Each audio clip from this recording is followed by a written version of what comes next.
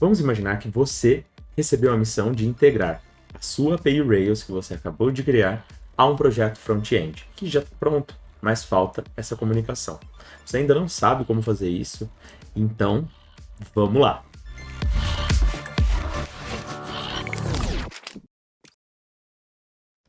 Olá, Invenista! Para você que ainda não me conhece, meu nome é Daniel e eu sou desenvolvedor web. E aqui no canal da Invenio eu falo sobre programação, sobre Ruby, sobre Rails e, com tudo isso, você entende como você pode conseguir a sua primeira oportunidade como programador ou até mesmo se aprimorar nesse mercado. Certo? Se você gostar desse vídeo, não esqueça de curtir, ativar as notificações e de repente deixar um comentário também. Claro, você também ainda pode sugerir um conteúdo novo através das nossas redes sociais, tá certo? Bom, então vamos lá. Eu tenho aqui um projeto Rails que já está estabelecido. Esse projeto a gente vai criar uma Pokédex, né? Que é, para quem não sabe, vamos criar uma espécie de um catálogo de Pokémons cadastrados, né? E a partir disso, então, nós já temos essa API que já tem o endpoint para cadastro, né? O CRUD. Se você ainda não viu sobre CRUD, temos exemplos ótimos no canal da Invenio sobre como criar sua primeira API, qual é a ideia de você criar um CRUD, como você pode fazer isso de um jeito fácil. O nosso objetivo aqui é fazer a integração, tá certo?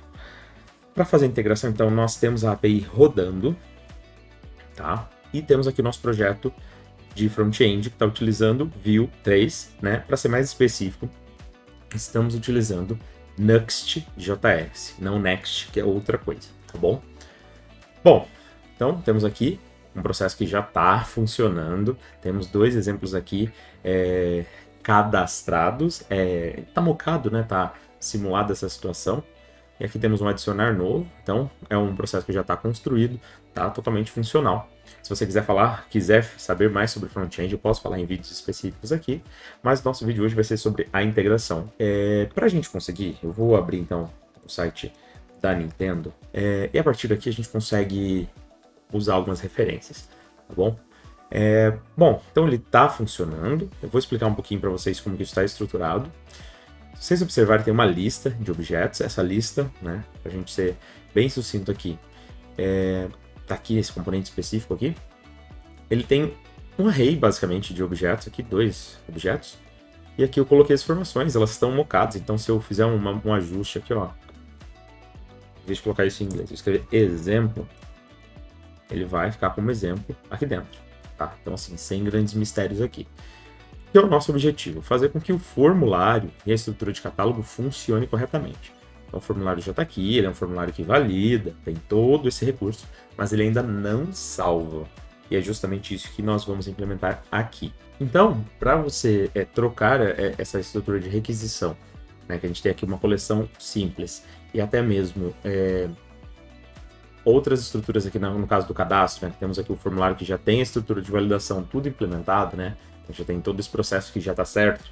Esse código vai ficar disponível, está aqui embaixo, caso você esteja acompanhando pelo blog. Se não, você pode também clicar aqui no link da descrição desse vídeo do YouTube e você vai lá para o nosso blog que tem todas essas referências, tá bom?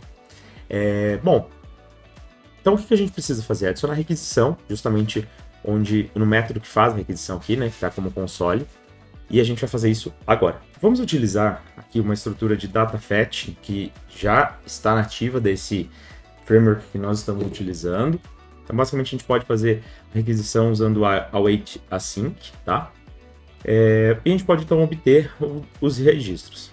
Então, nós temos a API aqui rodando na porta 4000 com o localhost Pokémons. E se voltarmos aqui na estrutura que está dentro do controller, nada mais é do que um index e um create que já está implementado, tá? Então tem uma ordenação por nome. Vamos criar primeiro no console e aí a gente volta na index e verifica como está, certo? Bom, então uma coisa importante aqui de verificarmos é fazer, por exemplo, vamos iniciar o console do Rails e eu vou fazer, por exemplo, um Pokémon create, aqui eu vou colocar um nome para ele. Para ficar mais fácil, a gente vai voltar lá na Pokédex. Eu vou primeiro cadastrar o Charmander. Então o nome está aqui, né? Vamos adicionar aqui dentro a descrição. Eu posso colocar, por exemplo, o próprio texto que está no site, para a gente não precisa se preocupar muito com isso. Poderia ter mais atributos, mas eu decidi que por uma questão didática vamos colocar apenas os 3, tá? Porque o nosso foco aqui não vai ser a criação da API, e sim como que a gente integra. E a imagem. A imagem, mesma coisa. Aqui, clico no botão direito e eu coloco para copiar o endereço da imagem. Fiz isso, ele salvou, temos aqui as propriedades. Então, se a gente voltar aqui, por exemplo, no localhost 4000, temos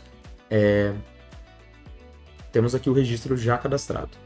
Não vai afetar nosso catálogo porque nós não estamos obtendo a nossa API. Para fazer isso, a gente tem que fazer um pequeno ajuste.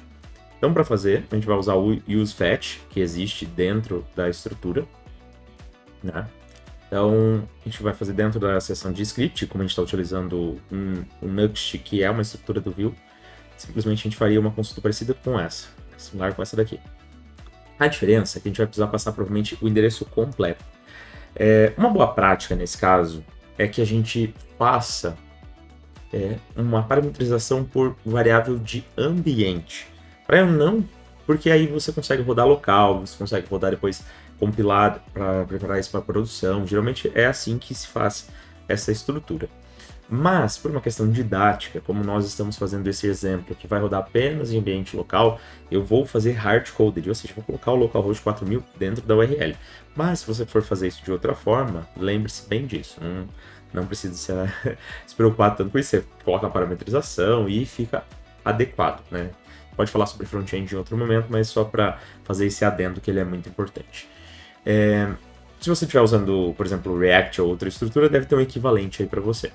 Então a gente vai voltar, por exemplo, na obtenção da lista, que é onde nós queremos fazer isso. Aqui no exemplo, nós temos um data que está como count, nós vamos mudar para collection, para deixar bem equivalente. E aqui no useFetch, nós vamos mudar a URL. Provavelmente isso não vai funcionar de cara, sabemos, e eu vou explicar por que isso não vai funcionar. Então, HTTP, nós estamos rodando localhost 4000, Pokémons. Então, vou remover esse state daqui. E passo a exibi-lo desta forma. Vamos avaliar como vai ficar. Temos um catálogo, ele está ficando vazio. Ele retornou aqui, deu certo. Se eu apertar F5, ele funciona, a gente pode voltar. Só que em alguns casos ele não obtém, que está dando um mau funcionamento.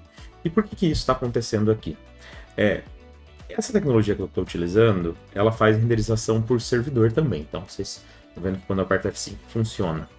Mas, se eu, por exemplo, mudar a navegação da janela, eu vou até mudar para a visualização de console, para que vocês possam ver melhor aí.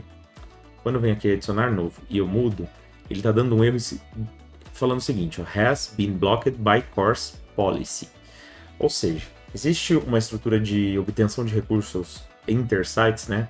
Através de sites cruzados, digamos assim, que é o course. Para a gente ser mais específico, tem aqui no processo do Genfile, que a gente pode olhar, tem uma gen para isso, que é aqui, fala sobre Cross Origin Resource Sharing, que é o course. Você teria que habilitar a gen chamada rec course, que a gente vai olhar, para que eu habilite esse processo. Para obtenções que são do mesmo site, então, por exemplo, eu estou criando um componente React, um componente em Vue, tem uma API, mas ela é do mesmo projeto, na mesma URL, tudo igual. Não tem problema. Você não vai ter problemas, por exemplo, nesse domínio. Mas se você tem, por exemplo, um domínio chamado API, e aí você tem o seu site, que roda no domínio principal, você vai ter problemas, porque são dois domínios diferentes, tá bom? Então, nesse caso, o que eu recomendo que você faça, né? Você precisa habilitar a política de course para que o Rails entenda que você está fazendo um acesso inter-sites. Você tem basicamente a sua API que ela está sendo utilizada por uma estrutura de front-end, tá? Então, nesse caso, é muito importante que você venha dentro do config, o initializers. Você não pode esquecer de habilitar a sua gen, tá? Então a gente vai parar a nossa aplicação aqui. Vamos dar um bundle install, porque afinal de contas habilitamos uma gen. E a partir desse momento, nós vamos voltar aqui no initializer. E temos até um exemplo aqui de como fazer isso. Pode habilitar essa estrutura. Aqui tem uns comentários, tem o básico da gen, de como utilizar. E o ideal é que você faça isso de um jeito específico. Por exemplo, se o seu site for no invenio.dev.br, você vai colocar aqui e você consegue, passando por vírgulas, outros endereços que são habilitados. No nosso caso, eu posso colocar aqui, então, o URL do meu site, que é localhost 3000, que é onde está rodando, de fato, o Nuxt. A partir daqui, posso startar de novo na aplicação.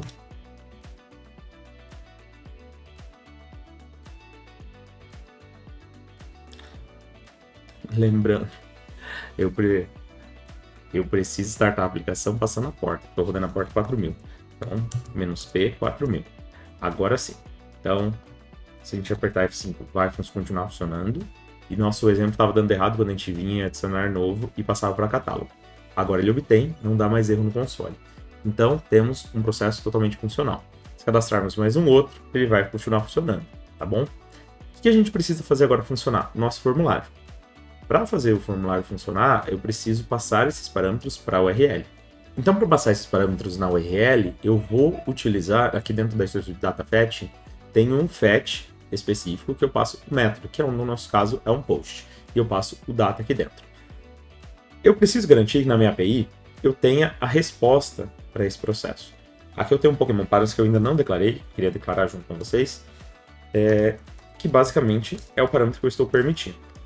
Para que a minha API seja um pouco mais amigável, eu não vou passar, por exemplo, aquele parâmetro de encapsulamento, que é, sei lá, Pokémon, e dentro eu passo name. Geralmente poucas APIs fazem isso, né? Então vamos declarar direto. Nesse caso, então seria um params, permite direto, sem o required, e eu passo os atributos name, description e image. Feito isso, eu preciso vir aqui no meu formulário e sobrescrever esse onSubmit. Atualmente, vamos fazer um teste antes da gente seguir, abrindo o console.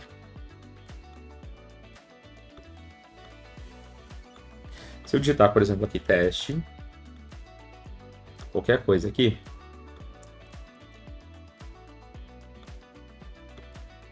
ele automaticamente já traz os atributos que eu preciso. Então ele já está trazendo, ó, name, description e image. Já existem validações para isso. Então, neste caso, a gente pode usar o event data para fazer esse envio. Aqui já é uma função assíncrone, então não precisamos mudar mais nada. A única coisa que a gente precisa fazer é garantir que isso daqui esteja implementado, tá? Então, vamos colocar aqui processo, né? Tá.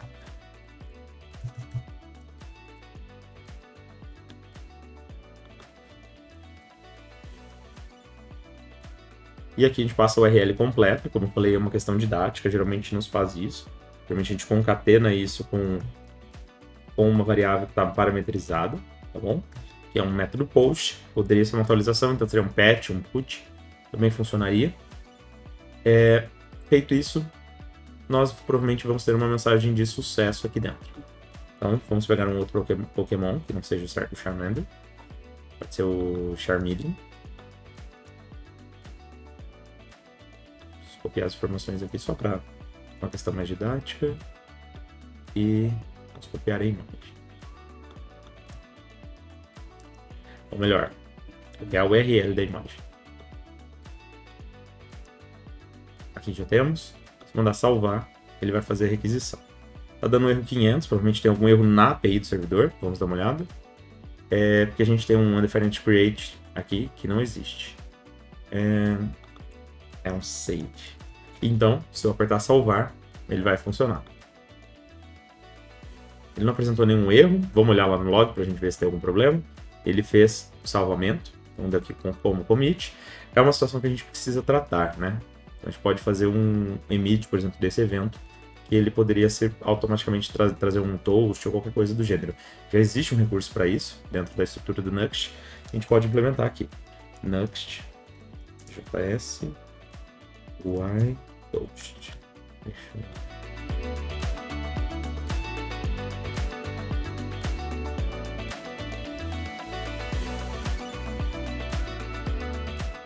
Pronto, então vamos cadastrar mais um outro. e aí a gente consegue testar nosso toast. Vamos cadastrar o Bulbasaur. E aí aqui a gente consegue então clicar em ver item e automaticamente ele está funcionando.